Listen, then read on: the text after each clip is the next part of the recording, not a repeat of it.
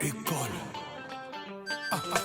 Président des démoniato, Yves Njoli les boucliers, Malou des Bosquets, Picho Bongo, So Aaron Mukoka.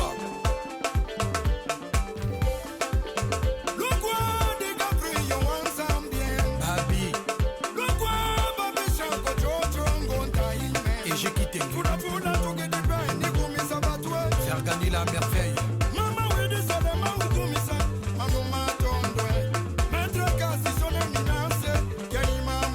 Rigo Al-Qaïda, Pati Assabe, Golbi le Valois.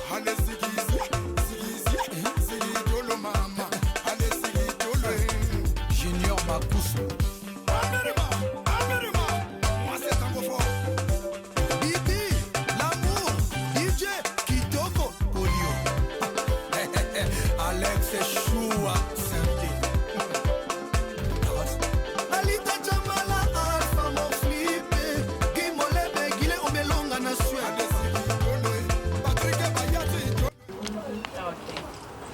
Nangu naitwa Maua Ngongo, na wakaribisha, karibu Mbuya hapa nyumbani kwetu.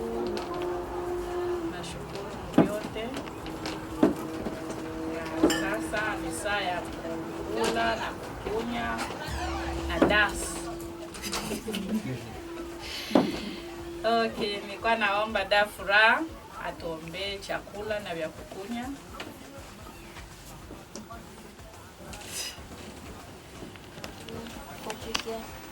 Imana bifunze byabaduteguriye umugisha n'ababashije kubitegura n'abatabibonye nabo ubafashe ubashe kubona. Babigushimiye mu izina ry'Umwami wacu. Kwenda huko juu unachukua chakula unarudia.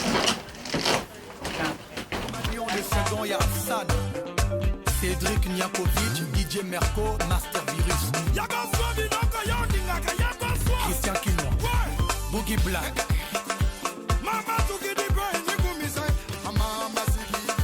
Kams Garçon Bio.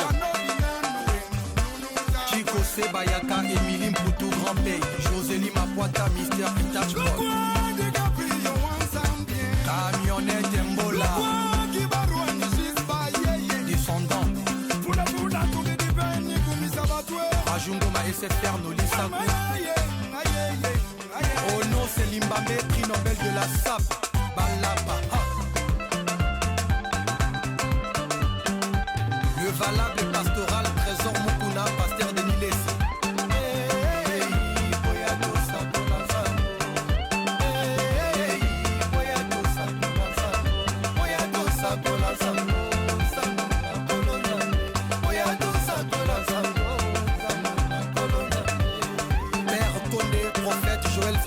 Pasteur et qui nous aime.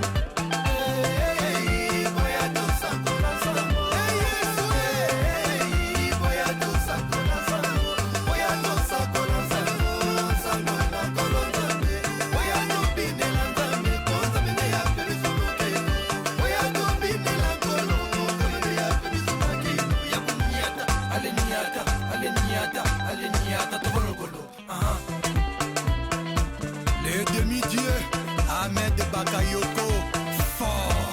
Asseni Marco Camara, l'homme du peuple. African James Bond, Didier Drogba. Le numéro 9, Samuel Eto'o, Yayous, Yaya Touré, le Phénix, Rigobert Sombre, Alexandre Sombre, les snipers togolais, Emmanuel Adebayor, Matumona Roum, Chancel Mbemba. Azmak, Congo Cash, Alebenga, Didier Mbenga, Bismarck, Biombo, NBA, Serge Ibaka, Chemoué Bakayoko, Chelsea.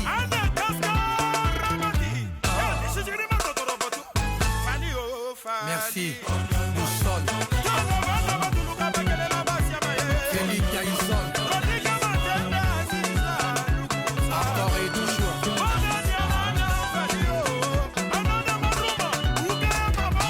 Peter Kokopi, Nick Ordilon, Daddy Swag.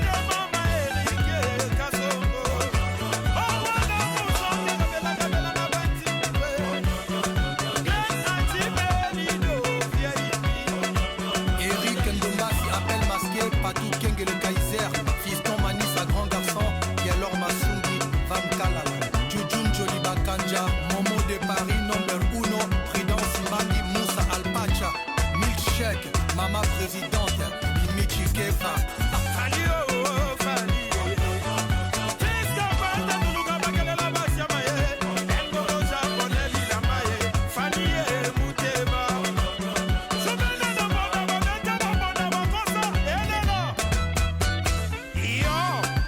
À Paris, j'appelle les hippoupètes.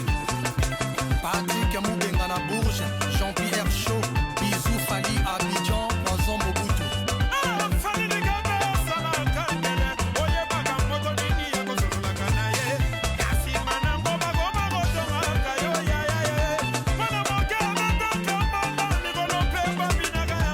Gelo Onema, Adeline Onema, de Napoli Lipemba. Abed Achour.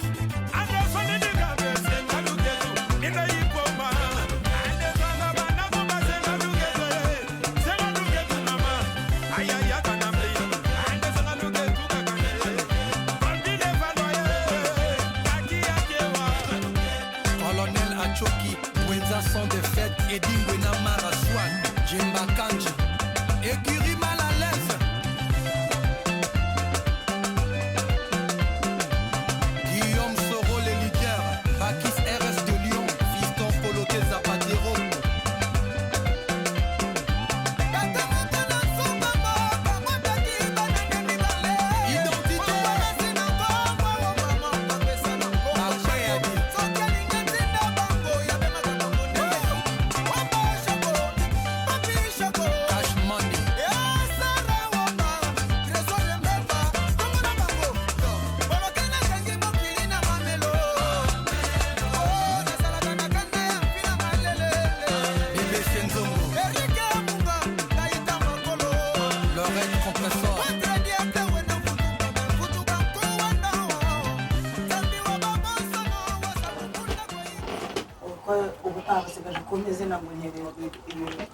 ariko nagerageje icyo nabashije gukora ingufu zanjye nakoresheje kugira ngo ngere hano. So tukaba rero twarashyigikiye uyu mubyeyi twese uko turi hano, ikaba ariyo mpamvu yatumye duhamagara akavuga ati muze mbashimire mbareba nabereke n'umwana. So twarapanze biranga, ariko Imana kuri uyu munsi yaduhujije. Ni ukuvuga ngo rero Imana mu buryo yadufashije kuri uyu munsi ikaba yaduhujije, akaba yarabashije kwibaruka ruhuka amahoro. Hanyuma turacyo turagishimira Imana, ni nacyo kintu tuba dukeneye cyane cyane kugira ngo ababyeyi bacu tubashyigikire kandi babashe no kuruhuka amahoro imbere batwereke n'umwana. Ni byiza cyane, ibi bintu birashimishije. Sinzi uburyo muri bubone ukuntu biri biryoshye cyane, kubera ko kuba twaritanze twese hamwe tukaba turi hano and tukaba turi bubone n'umwana nyuma yawo. So rero ari ikintu nari ndimo gusaba nk'abantu b'ababyeyi mwabashije gufasha uyu mubyeyi ayibahashiri hano, ndagira ngo mwese muze kuza kwegerana baje badushakira akanya, hanyuma muze gufata agafoto kuri ubwo butumwa mwateguriye umubyeyi. Hanyuma nyuma yaho ikindi kiri bukurikireho ukaraza no kubereka umwana yibarutse. So ubwo rero nkaba nifuzaga yuko okay, reka tugerageze tuvuge no mu Giswahili kuko hariho abatumva Igiswahili. Jambo sana mama, uko nasikia? Yes, mama Ziki uko nasikia? Wewe na kujona unasikia Kinyarwanda. Yeah, tulikuwa tunaongea hivi, tulikuwa tunapangia kado ya huyu Mama Mari. Tukampangia kado kama ba mama ba hapa Buffalo. Kwa juu siye wote kwa juu tusaidiane. Sasa mie nilikuwa nasema hivi, batu wote wenye biko hapa tuko ba mama. Tulikuwa hapa kwa juu tumusaidie, tukue nyuma yake. Sasa hiyo kado unajua kama tunamaliza kuyikusanya tunafanyaga pali. Manake hiyo pali hatukuifanya kwa juu yeye alikuwa mgonjwa. Akasema hivi, mama, hii siku sitaonekana, niko tabani, you know. So hapo tukasema kuna shida. Akasema sasa mimi nilikuwa napenda mkuye nyuma kama nishamaliza na kuzala. Na mtoto yuko pale. Sasa kwa hii sasa hivi tunatafuta tumpatie envelope yake kitu chenye tulimupangia kama mama, kama na mtu mwenye iko na kingine kama hakina huku ndani ya envelope amupatie naye, so kila mtu yeye akuwe libre, so everybody can feel comfortable, buri mwe wese yiyumve free. Sawa, ubwo rero abari cyane basaba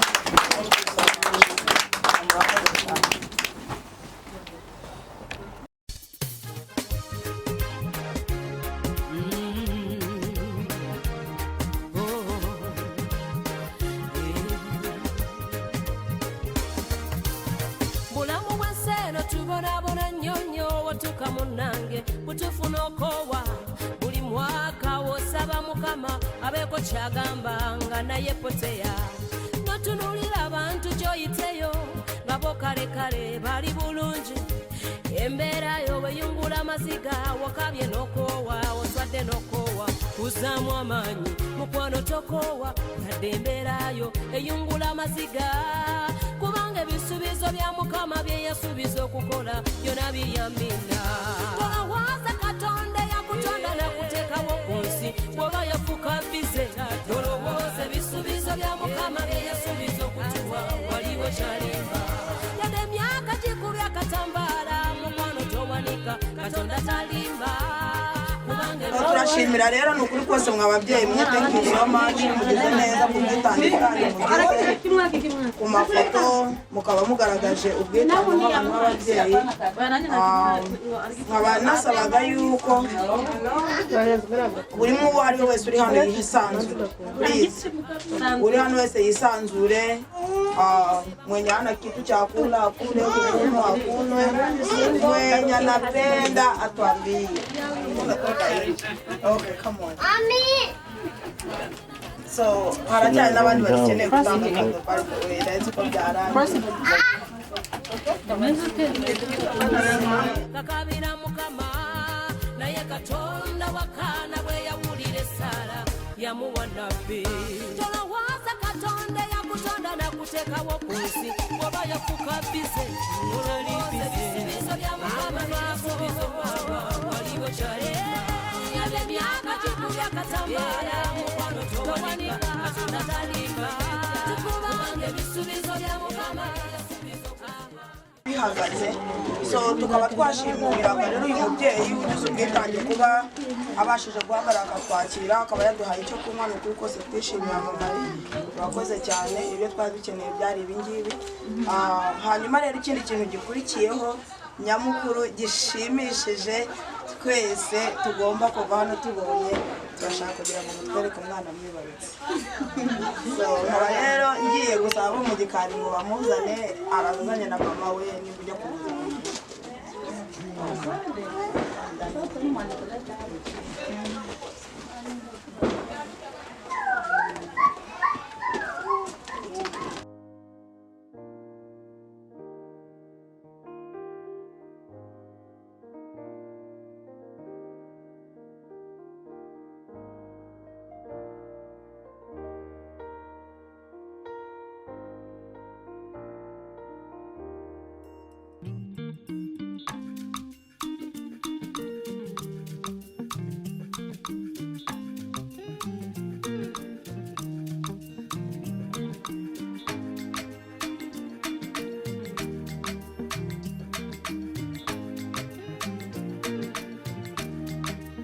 First, let me say to you, I cannot wait to see you.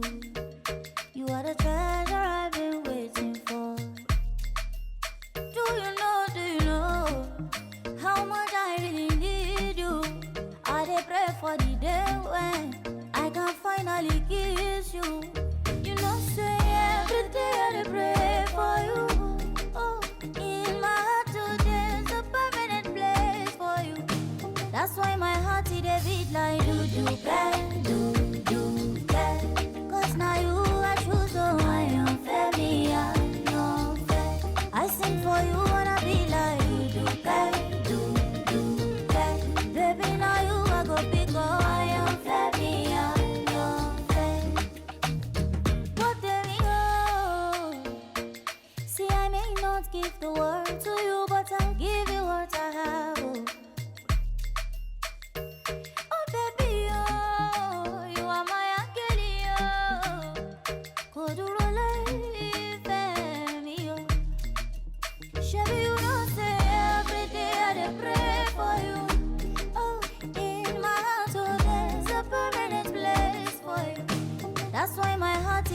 like do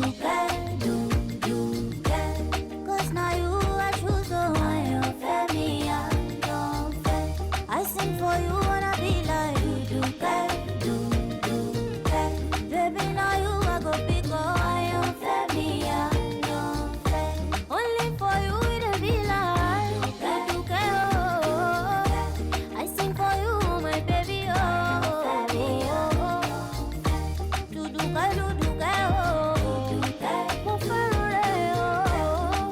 don't fair me, oh, you fair me, oh.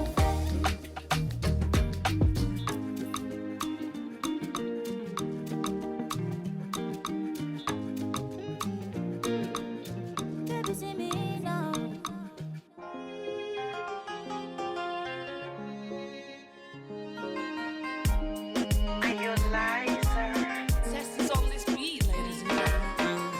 Macho yalikuona, moyo ukakuchagua, mdomo ukasema nakupenda. Mwambie umepona, alokutesa moyo kusumbua, maumivu yamekwenda. Wewe ni zawadi ilopewa, macho nipepese wapi mikipofu kwako sioni. Penzi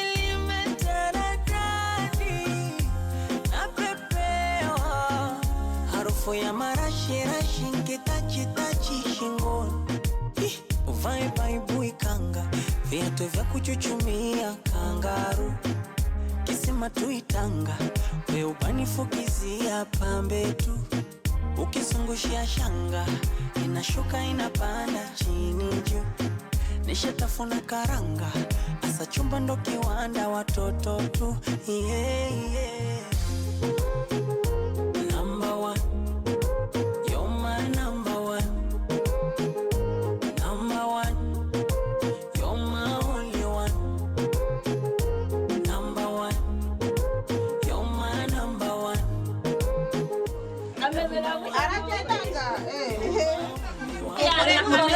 Ibintu byari biryoshye cyane. Oya Frank we ntabwo umwana ari umurekure. Ubanza umunsi bari gutahana kuko yanze no guhaguruka aragira ati Frank ndahaguruka byari uko bazanye umwana. Niyo mpamvu nsabye ngo bazane umwana vuba kuko yari ifite yakoze. So ndabona rero ibintu byukomeje kugenda neza. Vitu vilikuwa vinaendelea mzuri, watu wote nilikuwa nazania wote wanafurahi. Haba nifuzaga ko Mama Marie alikuwa anapenda avuge kitu. Mama Marie alichokeneye kugira ngo avuge agezeho ku bantu b'ababyeyi. Oh ni furaha ntabwo nabyo kisa ariko yambwiye yuko hari ikintu ashaka kuvuga ni Mama Magaze. Nanjye nta kibazo. Yes, mugire icyo muvuga cyane furaha bamwibya. Ngaho mugerageze. Sawa murakoze. Gihe cyo nashaka kuvuga no kuri umukobwa wacu tumuhaye karibu. Turishimye ko yaje kwiyakirira amagift yiwe. Nishimye cyane no kuri mbona muhereza kakira akagira. Byashimishije cyane cyo nashaka kuvuga murakoze. Thank you. That's so sweet. Oya nukuri ibi bintu birashimishije. Ibintu birashimishije.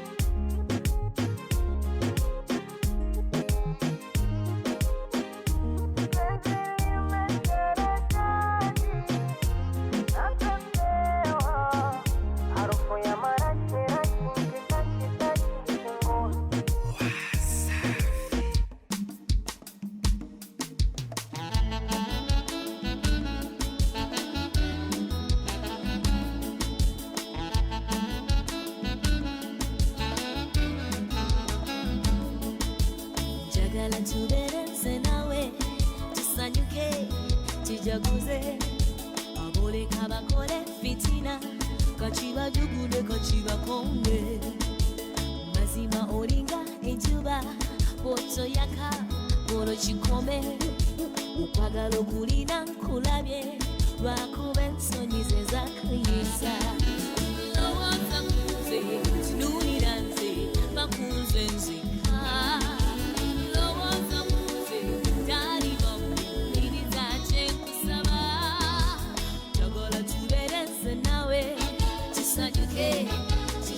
chijaguze oleka bakole fitina kachibajugude kachibakone abalala baleke babi ndi mulungi nemanyi obutono bwosi kikulu kasteni dondalo ebyambalo nina bijitali ekyo kimanyi kya bulijjo oyagala nyambala ekirodi oba kitiri dali gamba bambi lowooza kunze tunuulira nze bakunze nzeka lowooza kunze dali bambi mpuliriza kyekusaba njagala tubeere nze nawe kisanyuke kijaguze oleka bakole fitina kachibajugude kachibakone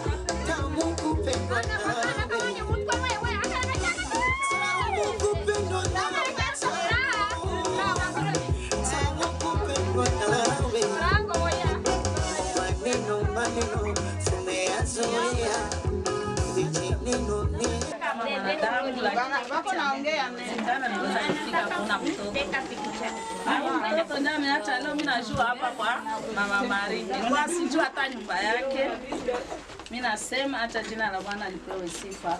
Amen. Baba, katika jina la Yesu minashukuru jina lako, kwani uko Mungu wa pie, uneno unatosha Baba. Ona gisi ulifunga mchakazi wako mwaka mzima miezi 9. Umeweza tena kumfungua na maana salama, tunasema jina lako lipewe sifa. Basi Mungu, minakabidhi mtoto wako mbele ya uso wako Papa. Patia mzazi maziwa ya kunyonyesha, mupatie apeti. Baba, napinga yote ya giza yeneza leta magonjwa ndani ya mtoto wetu. Katika jina la Yesu Kristo atashindwe. Baba, ulisema nitakufunga miezi 9, lakini wakati nakufungua itakuwa kicheko na furaha tele Papa. Ukaona leo tuko ndani ya hii nyumba ni sababu litupatia malaika mtoto kutoka kwako Mungu. Oh Yesu. Minasema Baba, nilisema sitakosa hata nifike na retare na pia kushukuru jina lako kwa maana umetenda kazi. Wakati mzazi iko na mimba inakuwa kuzala ni kukufa ala kupona, lakini akajifungua tu, inaomba tumshukuru. Tunasemaga Mungu tutakurudisha shukurani fulani na fulani ukawafungua. Basi Mungu asante, uimidiwe Baba. Muda wote mtoto atabaki ndani ya hii nyumba, umuprotege, umulinde Baba. Hewa zote za wababu na wababu zao za kwenda kumfuatilia lufatano la ana. Nasema Mama Maria aendelee tu, enda huko ende huko, sanze fe Papa. Basi Mungu asante, uhimidiwe Papa, kwa jina lako Yesu Kristo Bwana na Mwokozi. Amen.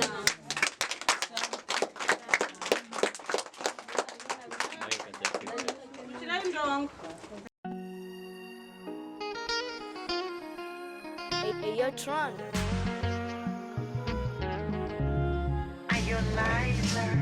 Eti nimemlambisha ananambia chombeza, tena nikizidisha ananambia koleza, nikitaka kusitisha ananambia ongeza, japo imethibitishwa ila itampoteza.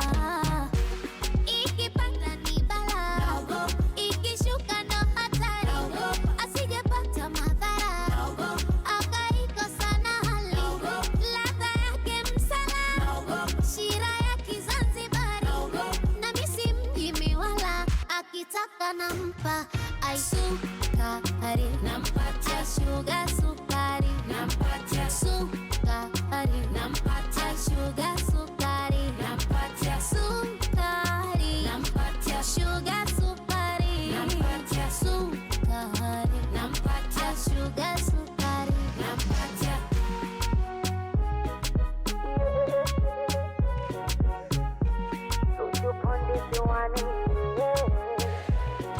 Na akili ya njaa juu mjasifanyi ajizi, na mjazi aja juu jana vitangawizi, yeah.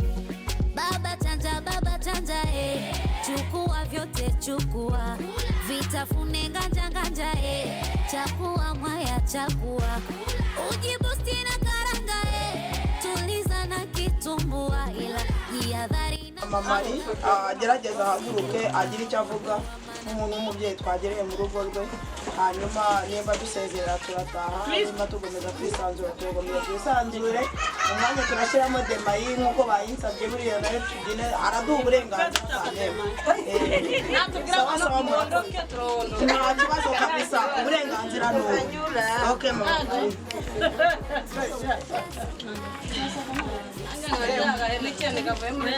Mwiriwe mwese. ariko noneho mu nda hatoya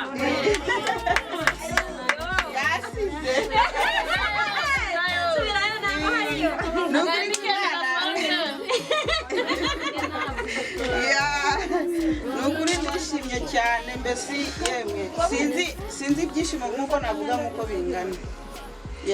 Mbese imbere na mbere namaze kubashimira yuko mwagize kwihangana, ibya biri kuba byose byumva, ariko mwagize kwihangana. Icyo ni ikintu namaze kubashimira cyane na cyane muri byose, kandi nkaguma kubashimira yuko mwagumye kwitanga gusengera abantu bose, mbese muguma kwitanga gusengera abantu batwite, uwo muzi n'uwo mutazi, nkaba mbibashimira cyane kandi cyane. Mbese ubwo rero nk'uko mwagumye kwihangana nyine, muzi yuko twari dufite ibirori birapfa bikora ubuhe, ariko umunsi gwa guno munsi niho Imana yabikunze gukora iki tubikore. Ukuri ndabashimiye yuko mwitanze, mwungu inyuma mu mugongo. Mbese hano ndikumva yuko ndi nje nyine hano muri Buffalo mu bwoko bwanjye cyangwa se muri kavukire, ariko ibintu munyeretse bitumye yuko nisanga yuko ndi mu bandi, yuko mfite ababyeyi banjye, mfite bakuru banjye, nkaba mfite na barumuna banjye. Ni ukuri ndi kumva umunezero ubwo mfite, sinzi ahantu nagukwiza. Buno mpfuye naritaha pe, n'urugero bibaye bigaragara ko ashobora kugenda yishimye, n'ukugenda mfite ibyishimo mbese utareba. Ni ukuri Imana ibamera umugisha, kandi izasubiza ahantu ho mwamvanye hose, mbese ibigega n'ibigega bivuzurire mu rugo.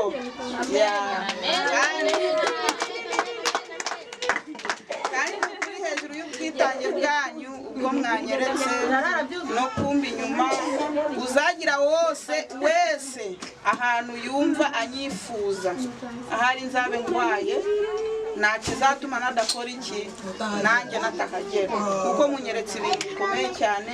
Imana ibamera umugisha, njyewe nta kintu nabaha, ariko Imana yo yonyine ari bakora iki ibamembera.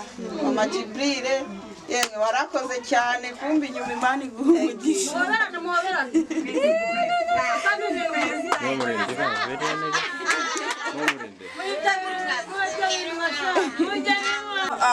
nkaba nashimiraga n'ukuri kose. Mu by'ukuri uyu mubyeyi twarageregeje, nanjye ndashima ndabyumva ninjye nashinze gurupe ariko nashinze gurupe abari bandi hafi bose bamfata mu ntege nkaba nshimira n'ukuri kose mwababyeyi mwe turabakunda kandi mwagize neza kunyumva iyo muza kuba munyanga ntabwo muba mwaranyumvise mba narakizeho gurupe nakiraho gurupe mwese mukantera amashashi ariko kubera kubw'urukundo rw'uyu mubyeyi mukavuga muti oya reka mama Jibril tumugwa mu ntege tumufashe kuko nanjye icyo gikorwa nza kugishinga nkaba ngiye nyine ntabwo biba byaragenze neza ariko nagize abavandimwe bangwa mu ntege baramfasha nanjye icyo gikorwa mbasha kugihagarika mbasha kugira ingufu so nkaba nasabaga rero n'ukuri kose nshimira Imana nshimira namwe bantu rwose n'ukuri kose murakoze kandi Imana ibongerere kandi nkaba nanasabaga imbabazi uwo naba narakomerekeje wese ambabarire kuko twashinze gurupe tuyivugiraho tuvuga byinshi nkaba nasabaga imbabazi kuko naba narakosheje uwo ari we wese cyangwa se naravuze nabi ijambo rihengamye hanyuma ibirori bikakomeza kandi no kugenda neza n'ukuri kose murakoze byagenze neza uzanyenera wese nanjye ndahari n'ukuri I will try my best nzagerageza ku ngufu zanyeshoboye ariko n'ukuri iki gikorwa cy'umubyeyi kigenza neza cyane n'ukuri kose murakoze kandi Imana imwongerere umugisha.